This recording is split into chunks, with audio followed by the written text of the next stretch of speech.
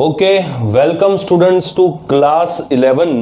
आप लोग successfully class 11 में अब आ चुके हो और आप लोगों के सामने स्ट्रीम सिलेक्शन का भी एक प्रॉब्लम चल रहा होगा और वाइसली आप लोग अपने आसपास के जितने भी रिलेटिव्स हैं उनसे बात करके सही में एक अच्छा डिसीज़न लोगे।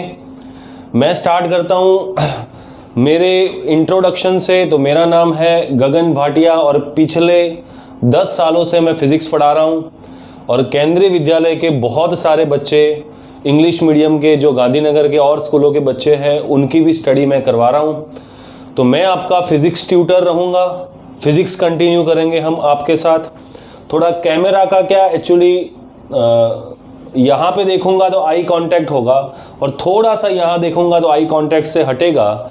रीज़न ये है क्योंकि ऑनलाइन स्टडी के अंदर आप लोगों को रिकॉर्डिंग भी प्रोवाइड करना उतना ही ज़रूरी है ताकि आप लोग उसको फिर से रिवाइज कर पाओ।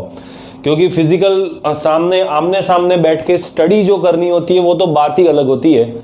इसलिए बच्चे क्या होते हैं कि जनरली पढ़ने के बाद चीज़ों को भूलना स्टार्ट कर देते हैं। इसीलिए अब हर जगह पे रिकॉर्डिंग प्रोवाइड की जाती है। हम ऐसे ही लाइव लेक्चर पढ़ेंगे और उसी लेक्चर की रिकॉर्डिंग में आप लोगों को सीधा प्रोवाइड कर दूंगा ताकि आप लोग उससे बार बार रिवाइज कर पाओ। तो फिजिक्स की जर्नी स्टार्ट करते हैं। अपना टाइम t=0 पे सेट कर दो। आज से फिजिक्स चलेगा। और फिजिक्स आप लोगों ने मेरा थंबनेल देख ही लिया होगा, मैंने ग्रुप में डाला था कि फिजिक्स को समझने से पहले बच्चों मैथमेटिक्स को समझना बहुत ज़्यादा ज़रूरी है। क्योंकि मैथमेटिक्स जो है वो फिजिक्स की लैंग्वेज होती है। हम किसी से बात जब करते हैं तो हमारी बातों को हम उन्हें समझाने की कोशिश करते हैं। तो किसी को समझाना वो मैथमेटिक्स है, बट जो बातें हैं वो फिजिक्स है। ये मत मान ले कि फिजिक्स और मैथमेटिक्स सेम है। फिजिक्स की चीज़ों को एक्सप्लेन करने के लिए हमें मैथ्स की ज़रूरत पड़ती है। इसीलिए मैथ्स हमें सबसे पहले पढ़नी है। मैं ये नहीं कह रहा हूँ कि मैं आप लोगों को हाई फाई मैथ्स पढ़ा दूंगा, बट 11th और 12th में फिजिक्स के लिए हमें जितनी मैथमेटिक्स ज़रूरत होती है वो हम 7-8 लेक्चर में या ज़्यादा से ज़्यादा 10 लेक्चर में स्टडी करके उसके बाद हम फिजिक्स स्टार्ट करेंगे। और उसके बाद आप लोग देखना आपकी गाड़ी कभी भी फिजिक्स में नहीं अटकेगी, आई गारंटी यू। तो मेरा साउंड क्लियर है, पिक्चर क्लियर है, तो एक बार बोल दे तो मैं बेटे पढ़ाना स्टार्ट कर दूँ। क्लियर है? Okay, very good. तो बेटे मैंने यहाँ पे टाइटल लिखा ही हुआ है, आप लोग देख पा रहे हो, basic maths for physics. Physics के लिए हमें बेसिक मैथमेटिक्स की ज़रूरत होती है। इसमें हम कवर करने वाले हैं ट्रिग्नोमेट्री, कुछ अच्छे लेवल पे ट्रिग्नोमेट्री कवर करेंगे, फिर इंटीग्रेशन कवर करेंगे, डिफरेंशिएशन कवर करेंगे, ग्राफ कवर करेंगे और बहुत छोटी छोटी और चीज़ें हैं जिसको समझे बिना फिजिक्स में अगर एंट्री करेंगे तो बेटे एक्सीडेंट हो जाएगा। इसीलिए हम स्टार्ट करेंगे। और सबको रिक्वेस्ट है कि ये वीडियो अगर आप लोग देख रहे हो तो साथ में अपनी नोट्स बनाते जाना, क्योंकि एक बार तो हम यहाँ पे पढ़ लेंगे, मैं आपको वीडियो भी इसका प्रोवाइड कर दूंगा, बट उसके बाद भी आप लोगों ने जितना अपने हाथों से बहुत ही अट्रैक्टिव नोट्स बनाई होगी उतना रिजल्ट आप लोगों का अच्छा आएगा।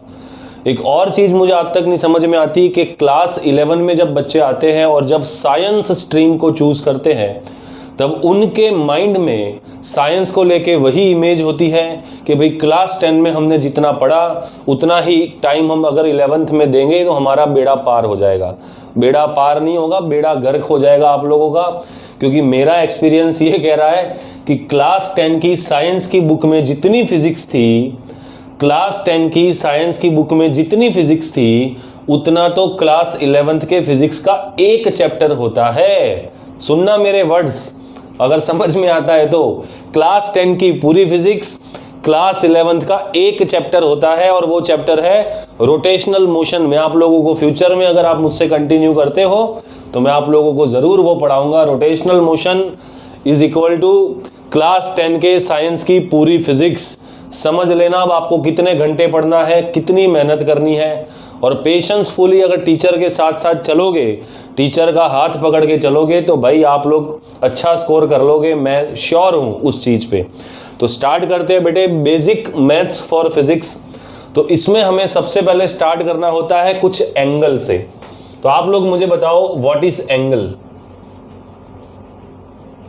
अच्छा, इसमें ऐसा तो कोई नहीं है ना जिसको हिंदी में प्रॉब्लम हो रही हो? हिंदी सुनने में तो प्रॉब्लम नहीं है ना बेटे किसी को? अरे आवाज आ रही है बेटे? यस, हिंदी में भाई किसी को प्रॉब्लम नहीं है ना? कह देना, क्योंकि मुझे हिंदी थोड़ा, क्योंकि कुछ गुजरात बोर्ड के बच्चे होते हैं ना, जो होते तो इंग्लिश मीडियम में है बट बैकग्राउंड घर का गुजराती होता है, तो उन लोगों को थोड़ा हिंदी सुनने में दिक्कत होती है। बेटे एंगल क्या होता है? सुने, एंगल क्या होता है? तो एंगल बहुत बेसिक चीज है। ये जितनी भी चीजें पढ़ा रहा हूं उसका इन डिटेल स्टडी तो आप लोग फिजिक्स के साथ साथ करते ही जाओगे, बट मैं कह रहा हूं ना, कुछ रूल्स बेटे पढ़ने हैं, कुछ चीजें हमें पढ़नी है। थोड़ा सा लाइटिंग का, हाँ अब थोड़ा लाइटिंग ठीक हुआ लगता है। हमें इसके लिए जो कुछ रूल्स पढ़ने हैं वो रूल्स सारे देखे। तो बेटे एंगल क्या है? मान लो ये सर्कल है और यहां पे ये सर्कल का रेडियस r है और यहां पे एंगल थीटा है, इसको बोला जाएगा आर्क। तो आप लोगों में से किसी को पता है एंगल, आर्क और रेडियस में रिलेशन क्या होता है? किसको पता है बेटे? तो angle is equal to arc upon radius होता है।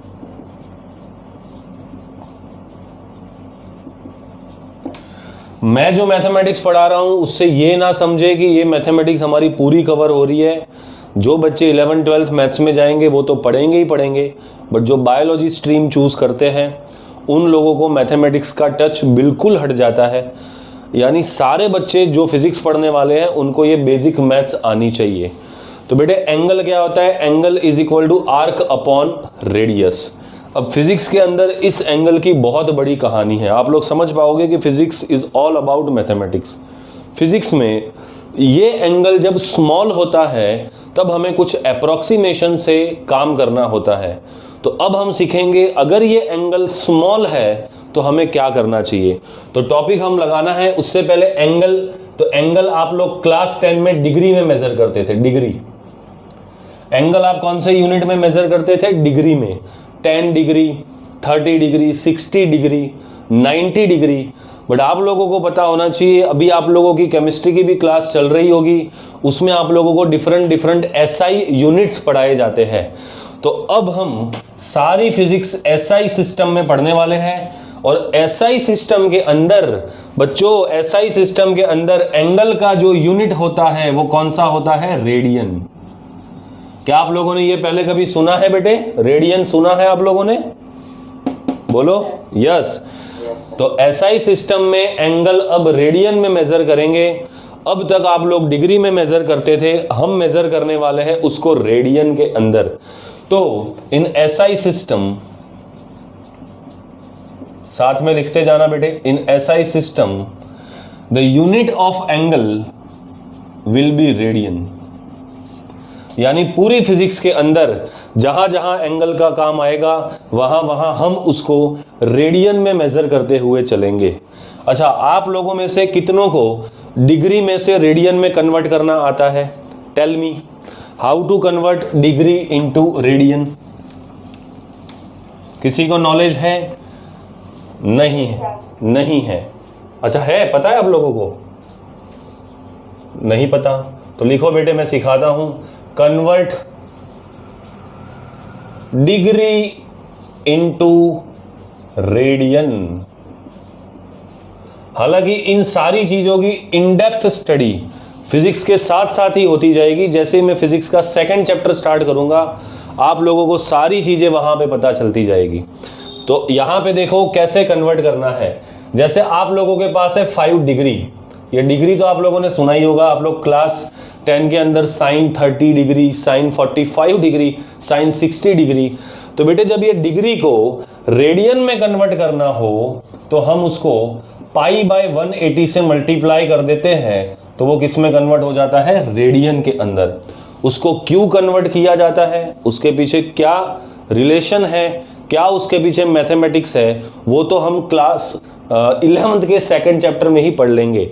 बट इतना फिलहाल याद रख लो, अगर आपको डिग्री में से रेडियन में जाना है तो पाई अपॉन 180 से आप लोगों को मल्टीप्लाई करना है। और एक चीज ये याद रख लेना कि 360 डिग्री जो होता है वो 2 पाई रेडियन होता है। तो बताओ 180 डिग्री 180 डिग्री कितना हो जाएगा, तो वो हो जाएगा पाई रेडियन।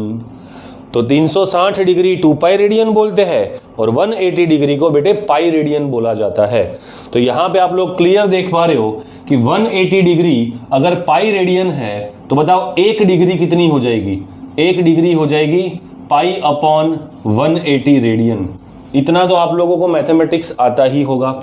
180 डिग्री इस पाई रेडियन, तो 1 डिग्री कितना रेडियन, तो पाई अपॉन 180 रेडियन होता है। तो ये कन्वर्जन आप लोगों को कभी भी नहीं भूलना, वेरी यूजफुल इन फिजिक्स, बहुत बार इसका यूज करने वाले हैं। तो अगर 1 डिग्री इतना रेडियन है तो 5 डिग्री कितना हो जाएगा, 5 से मल्टीप्लाई कर दो। मुझे लग रहा है आप लोगों को समझ में आ रहा है, हाँ या ना बोलो बेटे, आ रहा है समझ में? Yes sir. वेरी गुड, आना भी चाहिए, जरूरी भी है। तो ये रिलेशन आप लोगों को याद रखना है। अभी तक आप लोगों ने 360 डिग्री, हमें पता है हमारी जो अर्थ है वो अर्थ भी पूरा एक रोटेशन कर लेती है। अर्थ भी जब पूरा रोटेशन करती है तो 360 डिग्री घूम जाती है। इस 360 डिग्री को रेडियन में बोलना है तो आज से हम क्या बोलेंगे कि वो 2 पाई रेडियन घूम जाती है। अब 360 डिग्री वाली दुनिया को छोड़ दो, रेडियन वाले को पकड़ लो। तो 360 degree is equivalent to 2 pi radian, तो उसका आधा करोगे तो यहां पे भी आधा हो जाएगा। 180 डिग्री पाई रेडियन होता है तो 1 डिग्री पाई अपॉन 180 रेडियन हो जाएगा। अब आप लोगों को कोई भी पूछे कि जैसे आपको पूछे कि 30 डिग्री बताओ कितना रेडियन होता है, कुछ नहीं करना, 30 इंटू पाई अपॉन कितना करोगे 180, तो 30 से 180 जाएगा तो 6, ये आ जाएगा pi by 6 radian. That's it, simple इतना ही करना है। तो अभी तक हम डिग्री को देखते आ रहे थे, तो 30 डिग्री की जगह हम पाई बाय 6 रेडियन लिख सकते हैं। आई होप आप लोगों को समझ में आ रहा है। क्लियर हो गया है बेटे? रेडी? बोलो। अरे बोलते नहीं हो यार, शर्माते हो आप लोग। अच्छा, 180 डिग्री पूछा जाए, कुछ नहीं करना, डिग्री से रेडियन में जाना है, पाई बाय 180 से मल्टीप्लाई कर दो, तो ये तो छम छमा छम उड़ गया। तो क्या आएगा यहाँ पे आएगा सिर्फ पाई रेडियन, यानी 180 डिग्री पाई रेडियन होता है। तो वो तो पहले ही लिखा हुआ है मैंने, 180 डिग्री पाई रेडियन होता है। जैसे आपको कोई बोलता है 360 डिग्री, तो 360 डिग्री इंटू क्या कर दो, पाई बाय 180 कर दो, तो 180 से 360 मर जाएगा तो 2, तो कितना आ जाएगा 2 पाई रेडियन। तो दिख रहा है 2 पाई रेडियन होता है। क्लियर हो चुका है? तो हम आगे बढ़ते हैं। यस सर बोल दो एक बार। क्लियर है बेटे? Yes sir. भाई बाकी सारे लोग, आस्था, हेत, इब्राहिम, मिहिर, टीना, वेरी गुड वेरी गुड। चलो यस, तो ये जो चीजें मैं अभी आप लोगों को दे रहा हूं ना, इसकी फुल HD रिकॉर्डिंग आप लोगों को आज शाम तक ही मिल जाएगी, डोंट वरी। जिसको आप फ्यूचर में रिवाइज कर सकते हो, बहुत ज़्यादा रिवाइज कर सकते हो। अब थोड़ी सी एंगल की बात कर लेते हैं, वो आप लोगों को सबको पता है और मैं आप लोगों से ही सुनना पसंद करूंगा। मान लो बेटे ये राइट एंगल ट्राइंगल है, यहाँ पे एंगल थीटा है, ये A है, ये B है और ये C है। तो बताओ इसमें साइन थीटा क्या होगा? कौन बोलेगा? साइन थीटा विल बी, बताओ साइन। तो sine theta is equal to क्या हो जाएगा? साइन थीटा कौन? क्या? B by A। भाई साइन थीटा होता है बेटे, अरे बेटे साइन थीटा होता है B बाय C, हाइपोटेनियस आता है नीचे। ओ भाई आप लोग तो गप मार रहे हो यार पहले लेक्चर में ही। ये तो एक्सपेक्ट करूंगा, ये चीजें तो आनी चाहिए आप लोगों को कि साइन थीटा क्या होता है। तो साइन थीटा होता है उसके ऑपोजिट साइड, यानी परपेंडिकुलर अपॉन हाइपोटेनियस। बताओ साइन का रेसिप्रोकल क्या होता है? साइन का रेसिप्रोकल, यस वेरी गुड। तो ये हो जाएगा cosec theta is equal to C by B हो जाएगा। हाँ जी बेटे, कॉस थीटा बताओ ट्राइंगल को देख के कितना होता है cos theta? So cos theta will be equal to A by C। Yes, nearer side यानी एंगल के पास वाली साइड डिवाइडेड बाय हाइपोटेनियस, तो ये हो जाएगा A बाई C। कॉस का रेसिप्रोकल क्या होता है बताए? कॉस का, वेरी गुड, कॉस का रेसिप्रोकल सेक थीटा होता है, तो ये हो जाएगा C बाई A। हाँ जी भाई साहब, टेन थीटा बताए, टेन थीटा कितना होगा देख के बताए?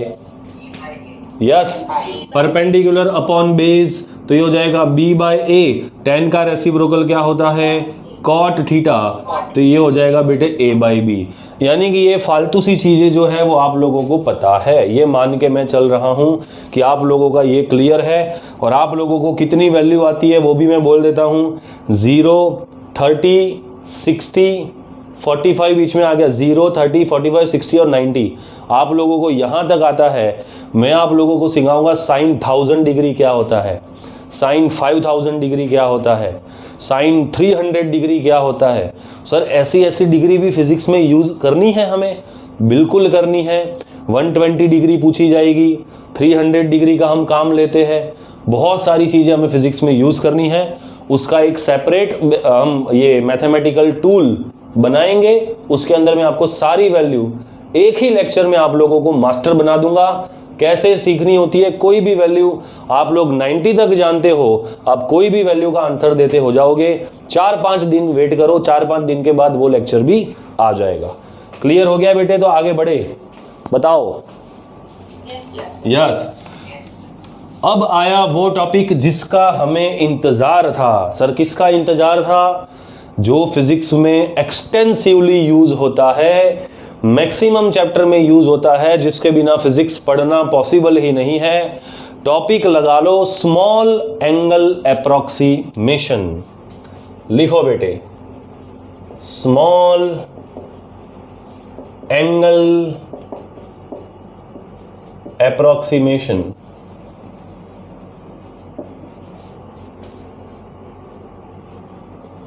तो एंगल क्या होता है वो तो आप लोगों ने पढ़ ही लिया। अब हम देखने जा रहे हैं स्मॉल एंगल अप्रोक्सीमेशन। अब स्मॉल एंगल यानी सर कितने, कौन से एंगल को सर स्मॉल बोलोगे? 20 डिग्री को स्मॉल बोलोगे, 15 डिग्री को स्मॉल बोलोगे? सर स्मॉल एंगल बोलोगे किसको? स्मॉल एंगल हम बोलेंगे बेटे 0 डिग्री से लेके 10 डिग्री तक के एंगल को स्मॉल एंगल अप्रोक्सीमेशन में गिना जाता है। यानी 10 डिग्री से अगर बड़ा एंगल हो गया तो वो सारे बिग एंगल में आ जाएंगे, तो उसमें हम अप्रोक्सीमेशन नहीं लगा सकते। तो देखो मैं आप लोगों को सिखाता हूं। बताओ ये दोनों लाइन के बीच में कितना एंगल है बेटे? बताए कितना एंगल है? 99। क्या बात। अब मुझे बताओ, अगर मैं यहां पे एक लाइन लेता हूं, ये एंगल कितना? 45। क्या बात। चलो यहां से एक लाइन लेता हूं, ये एंगल कितना? 22.5 डिग्री। एक ये एंगल लेता हूं, बताओ ये एंगल कितना?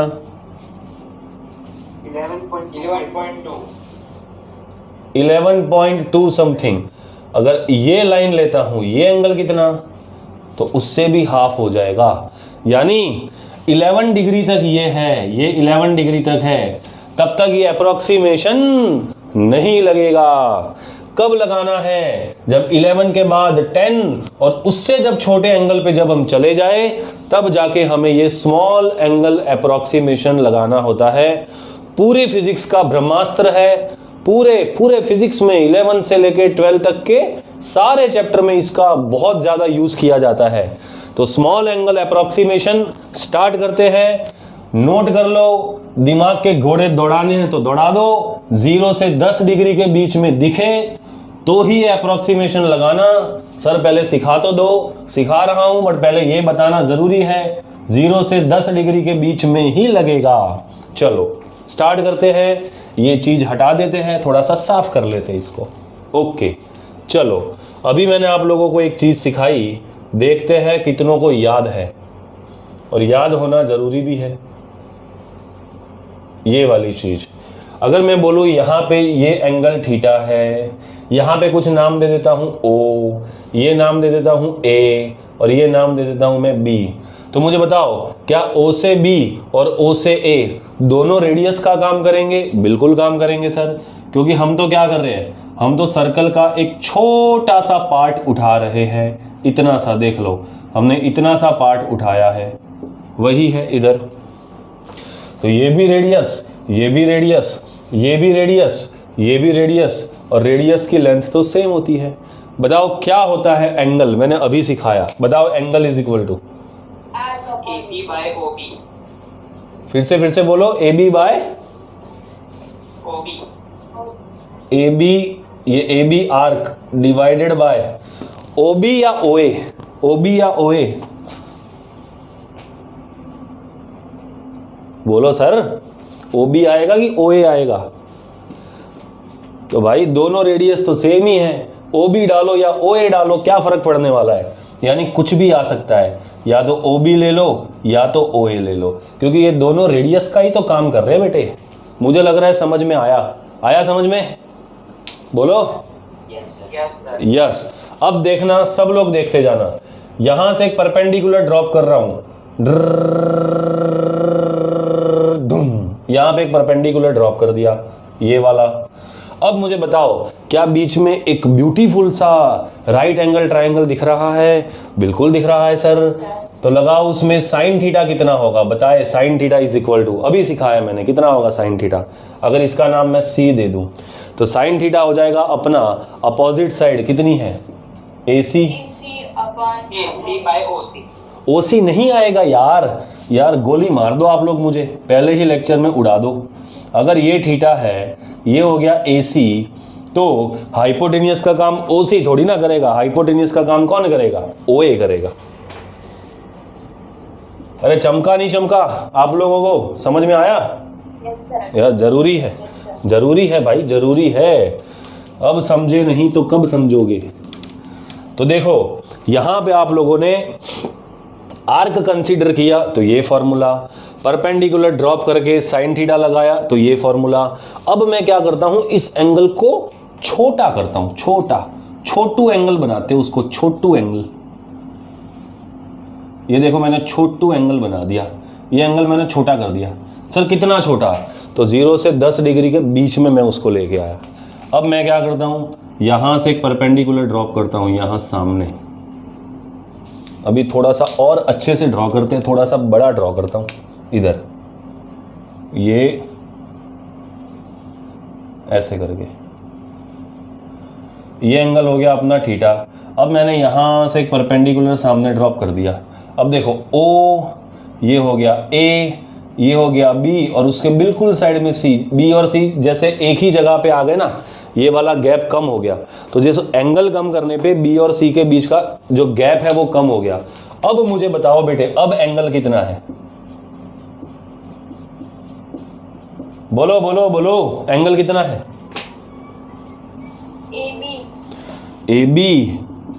AB आर्क डिवाइडेड बाय, बोलो OA and OC।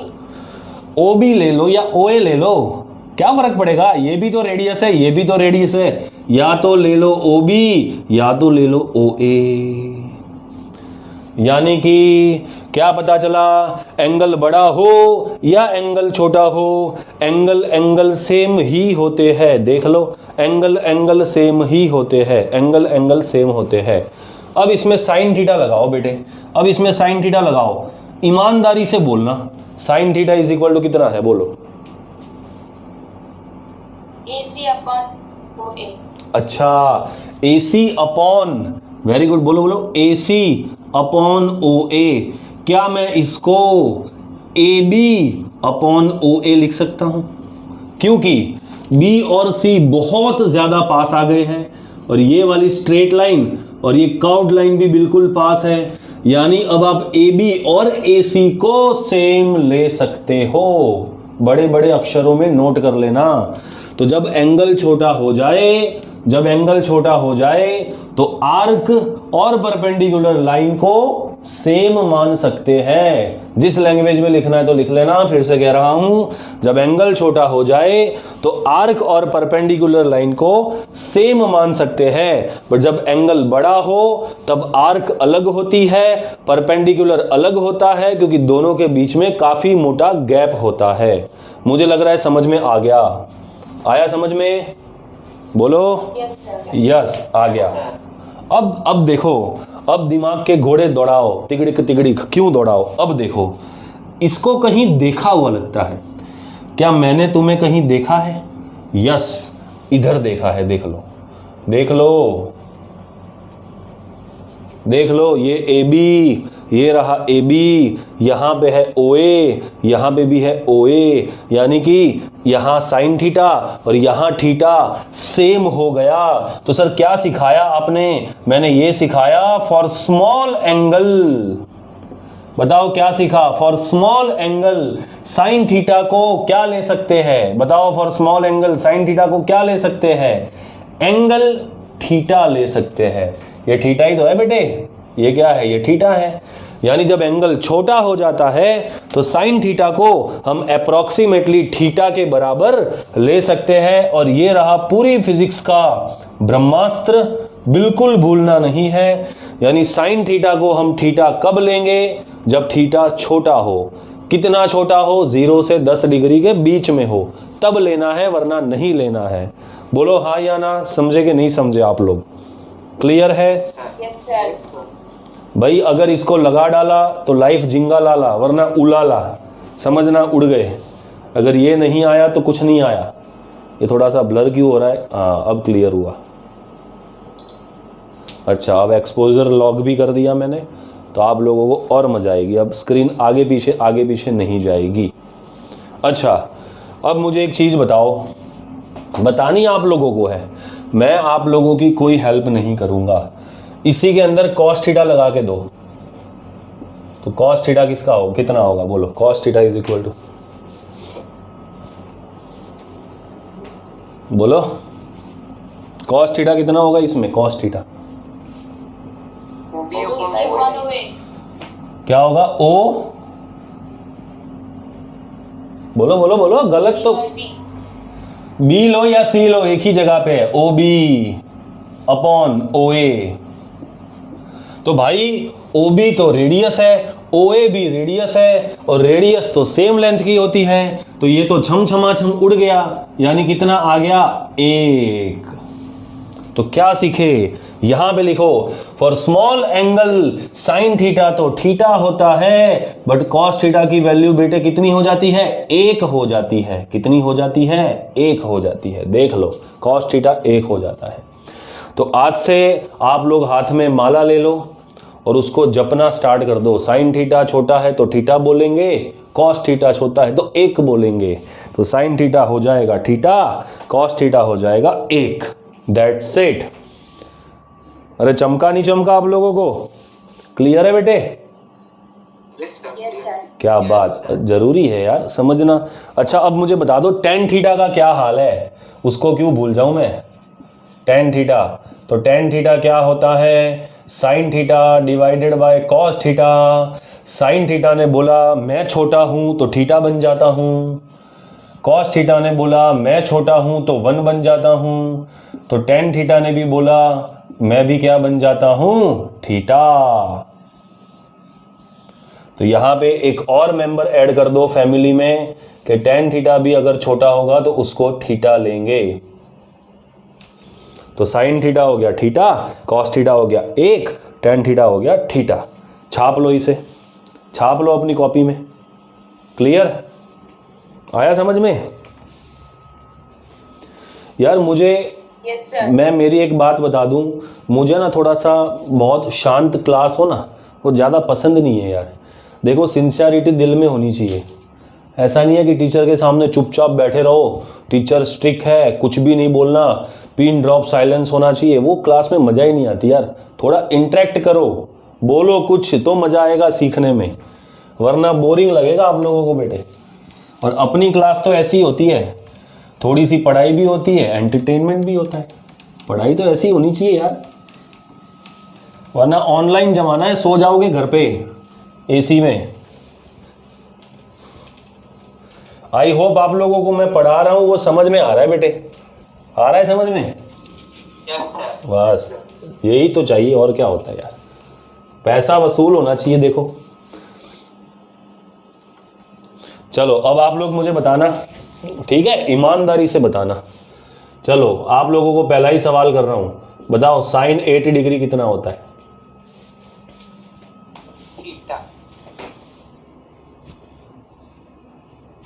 अटक गए भाई, बेइज्जती करवा दी मेरी। जब साइन थीटा 0 से 10 डिग्री के बीच में हो तो वो छोटा है, 8 0 से 10 में आता है। हाँ, तो थीटा कितना पर बोलो ना। हाँ यस, तो इसका आंसर आएगा 8 डिग्री। यानी फिजिक्स में जब आपको साइन 8 डिग्री पूछे तो आंसर 8 डिग्री, साइन 7 डिग्री पूछे 7 डिग्री, 9 डिग्री पूछे 9 डिग्री, 11 डिग्री पूछे अलग कॉन्सेप्ट आएगा, वो भी सिखाऊंगा। चलो अब मुझे बताओ, यहां पे मैं आप लोगों को पूछ रहा हूं cos 3 डिग्री।